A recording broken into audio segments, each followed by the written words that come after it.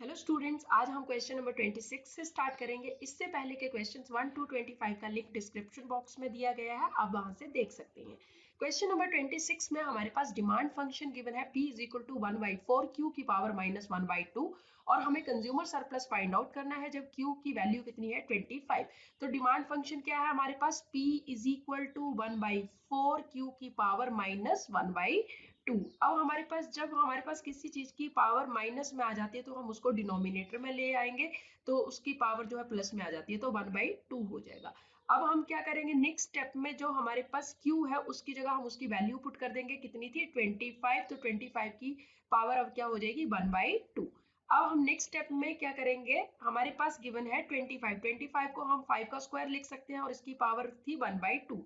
2 से 2 कट जाएगा तो हमारे पास क्या बचेगा 1/4 इंटू 1/5, तो हमारे पास 1/20, तो हमारे पास p की वैल्यू आ जाएगी 1/20। अब हम कंज्यूमर सरप्लस फाइंड आउट करेंगे।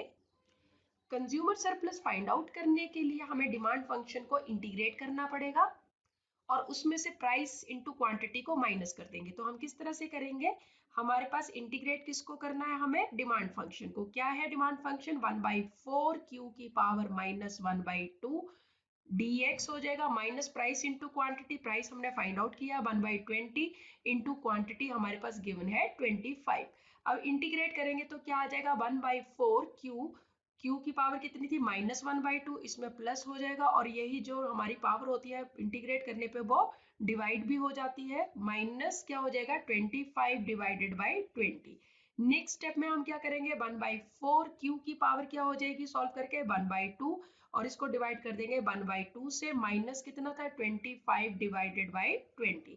अब हमारे पास 1/4 q की जगह हम उसकी वैल्यू पुट कर देंगे, कितनी थी 25 की पावर कितनी आ जाएगी अब 1/2 और इसको नीचे डिनोमिनेटर में आ जाएगा 1/2 माइनस 25/20 हो जाएगा। अब इसको हम आगे कैसे लिख सकते हैं, 1/4 इंटू 25 को हम कैसे लिख सकते हैं 5 का स्क्वायर और इसकी पावर 1/2 थी, डिवाइडेड बाई 1/2 माइनस क्या हो जाएगा 25/20। अब 2 से 2 तो हमारा कट गया, तो बाकी क्या बचा 1/4 इंटू 5 और ये रेसिप्रोकल हो जाएगा 1/2, तो क्या बन जाएगा 2/1 माइनस 25 डिवाइडेड बाई 20।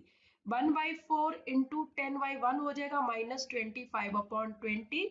नेक्स्ट हमारे पास 10/4 माइनस 25/20। जब हम इसको सॉल्व करेंगे तो हमारे पास क्या आ जाएगा, एलसीएम 20 आ जाएगा और 4 5 यहाँ पे भी 5 से और यहाँ से भी, तो 50 माइनस 25, तो 25 डिवाइडेड बाई 20 हमारे पास 1.25 आ जाएगा कंज्यूमर सरप्लस।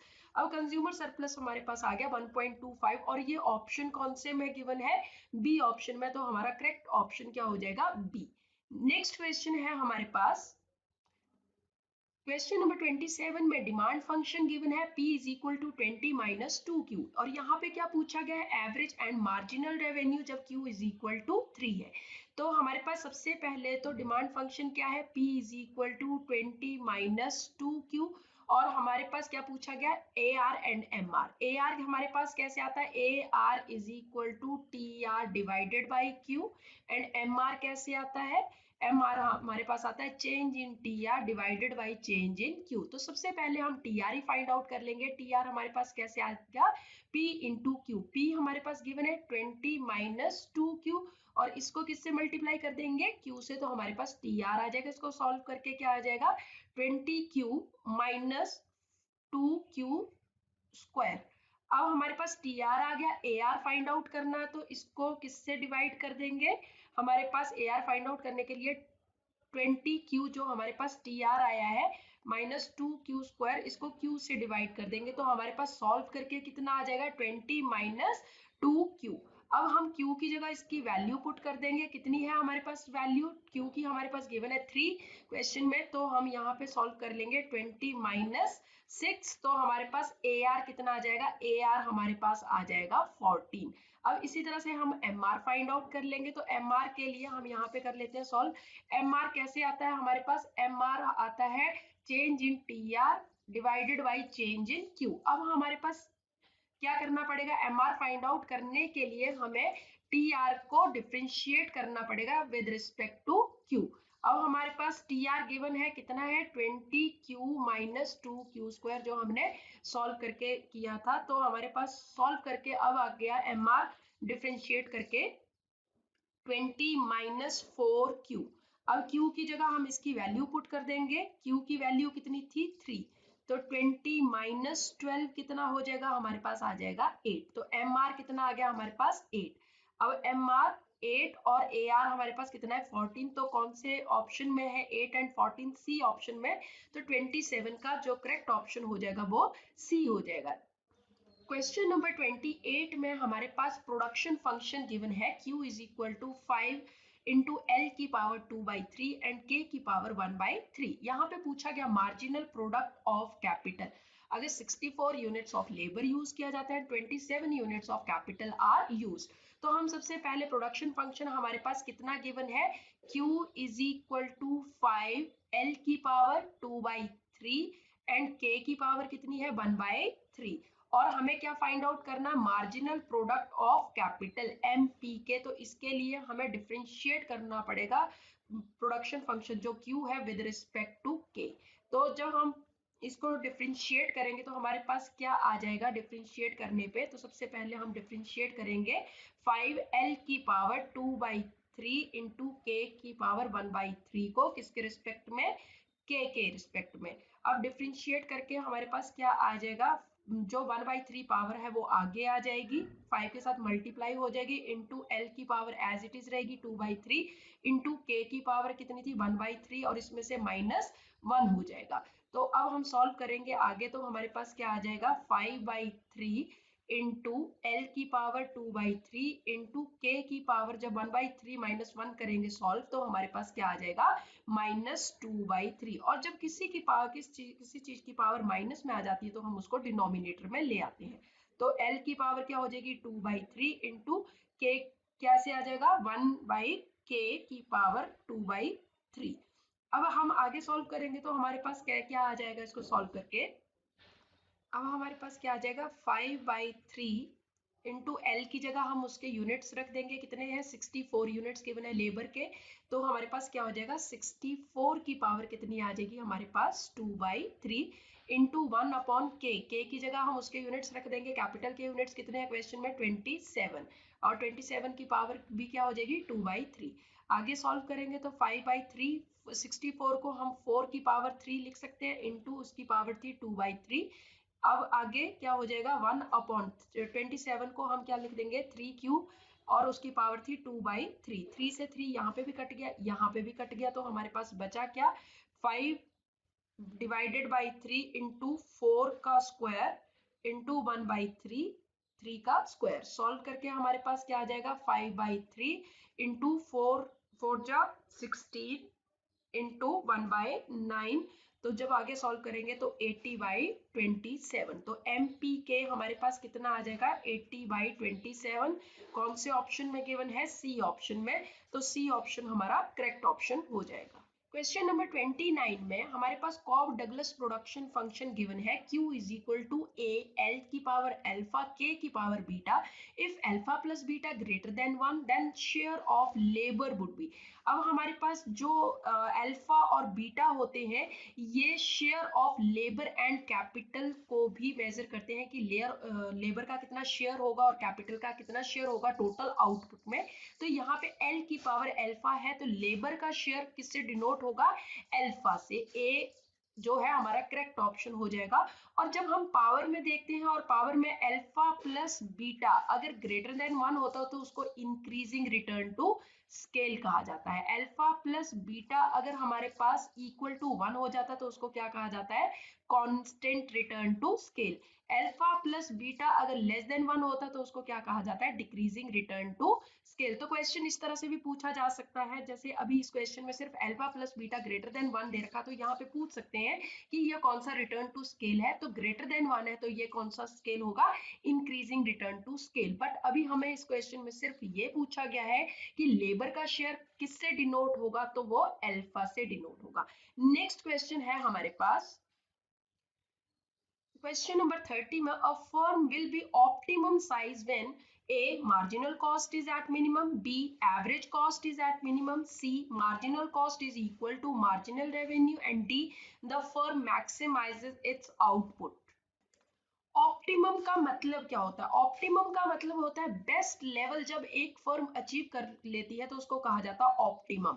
ऑप्टिमम में हमारे पास ऑप्टिमम पॉइंट कब होता है? जब एक फर्म जो है उसका long run average cost curve जो है मिनिमम पॉइंट पे होता है, तो उसको ऑप्टिमल पॉइंट कहा जाता है।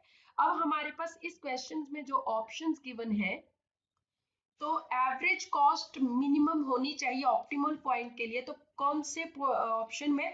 बी ऑप्शन में average cost is at minimum, तो करेक्ट ऑप्शन बी हो जाएगा।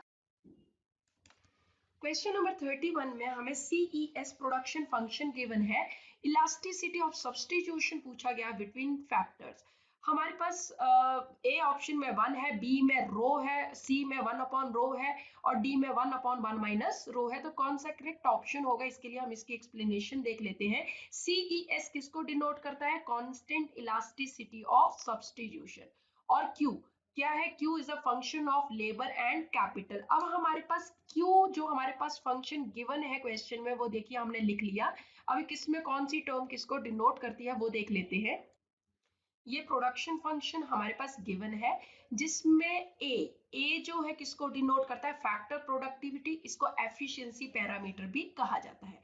अल्फा 1 अल्फा 1 और अल्फा 2 किसको डिनोट करते हैं? शेयर, कितना शेयर ऑफ लेबर होगा और कितना शेयर ऑफ कैपिटल होगा, जिसको हम डिस्ट्रीब्यूशन पैरामीटर भी कहते हैं। तो अल्फा 1 अल्फा 2 किसको डिनोट करते हैं? डिस्ट्रीब्यूशन पैरामीटर को। म्यू किसको डिनोट करता है? Show degree of homogeneity. इसको रिटर्न टू स्केल भी कहा जाता है। तो रिटर्न टू स्केल म्यू की वैल्यू देख लेते हैं। म्यू की वैल्यू अगर हमारे पास क्या है? ग्रेटर देन 1 है, तो उसको क्या कहा जाता है? Increasing return to scale. Mu की वैल्यू अगर इक्वल टू 1 है तो उसको क्या कहा जाता है? Constant return to scale. और म्यू की वैल्यू अगर लेस देन 1 है तो उसको क्या कहा जाएगा? Decreasing return to scale. कई बार क्वेश्चन में ये भी पूछा जा सकता है, सिर्फ हमारे पास क्या गिवन है, जैसे सपोज 1 अपॉन रो गिवन है, तो हमारे पास 1 अपॉन रो पूछा गया है। 1 अपॉन रो, यहाँ पे म्यू की जगह अगर रो दे दिया, 1 अपॉन रो करके दे दिया, तो हमारे पास पूछा गया है ये कौन सा रिटर्न टू स्केल है? तो ये क्या हो गया? 1 का मतलब कांस्टेंट रिटर्न टू स्केल। अब हमारे पास यहाँ पे जो रो है, जो पी की तरह है, उसको हम रो कहते हैं। तो रो क्या डिनोट करती है? Substitution parameter. कितने अच्छे सब्स्टिट्यूट है लेबर एंड कैपिटल एक दूसरे के। अब रो की वैल्यू जितनी ज्यादा होगी, इतना इसका मतलब ये हुआ कि लेबर और कैपिटल एक दूसरे के बहुत ज्यादा अच्छे सब्स्टिट्यूट हैं। और रो की वैल्यू जितनी कम होगी, मतलब उतने ही कम अच्छे सब्स्टिट्यूट है एक दूसरे के लेबर एंड कैपिटल। सिग्मा क्या डिनोट करता है? Elasticity of substitution. अगर हमारे पास रो की वैल्यू फाइंड आउट करनी हो, तो हमारे पास सिग्मा गिवन होगा, तो सिग्मा की वैल्यू पुट करके हम रो इलास्टिसिटी जो सब्स्टिट्यूशन पैरामीटर है उनकी वैल्यू को फाइंड आउट कर सकते हैं। और अगर हमें इलास्टिसिटी ऑफ सब्स्टिट्यूशन सिग्मा की वैल्यू फाइंड आउट करनी हो और हमारे पास रो गिवन है, तो हम सिग्मा फाइंड आउट कर सकते हैं। तो उसके लिए फॉर्मूला क्या हो जाएगा? Sigma is equal to 1 upon 1 minus rho. तो हमारे पास इलास्टिसिटी ऑफ सब्स्टिट्यूशन हम फाइंड आउट कर सकते हैं। अब इस क्वेश्चन में हमसे क्या पूछा गया है? अब इस फंक्शन में CES प्रोडक्शन फंक्शन में हमसे पूछा गया है elasticity of substitution. Elasticity of substitution हम सिग्मा से डिनोट करते थे और फॉर्मूला क्या था? 1 अपॉन 1 माइनस रो। तो हमारे पास यहाँ पे कहाँ पे है? डी ऑप्शन में 1 अपॉन 1 माइनस रो। तो डी ऑप्शन जो है हमारा करेक्ट ऑप्शन हो जाएगा।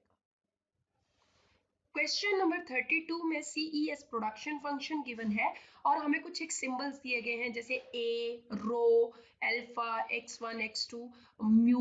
तो यहाँ पे हमें ये सिंबल्स को मैच करना है कि कौन सा एफिशिएंसी पैरामीटर के साथ कौन सा डिस्ट्रीब्यूशन, कौन सा सब्स्टिट्यूशन पैरामीटर और कौन सा रिटर्न टू स्केल पैरामीटर के साथ जो है सिंबल मैच होगा। तो इसके लिए हमने प्रीवियस क्वेश्चन में सारे सिंबल्स जो है अभी किए कि कौन सा किसको डिनोट करता है, तो हम फिर से लिख लेते हैं, उसके बाद हम मैच करेंगे।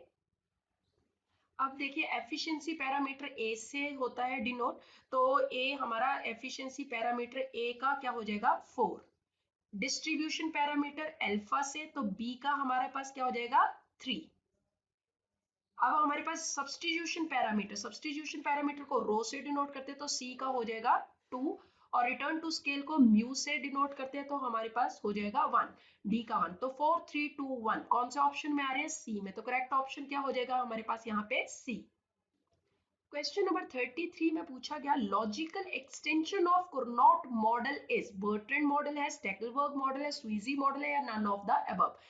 तो लॉजिकल एक्सटेंशन कुरनॉट मॉडल का किसको माना जाता है? स्टेकलबर्ग मॉडल को। स्टेकलबर्ग मॉडल में ये कहा जाता है कि एक लीडर होगा और एक फॉलोअर होगा।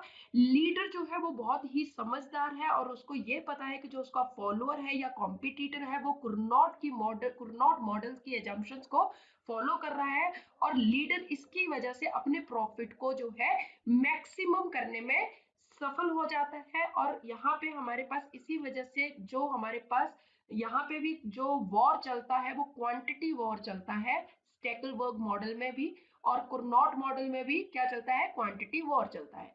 यहाँ पे लॉजिकल एक्सटेंशन, इसलिए कुरनॉट मॉडल का जो लॉजिकल एक्सटेंशन माना जाता है वो किसको माना जाता है?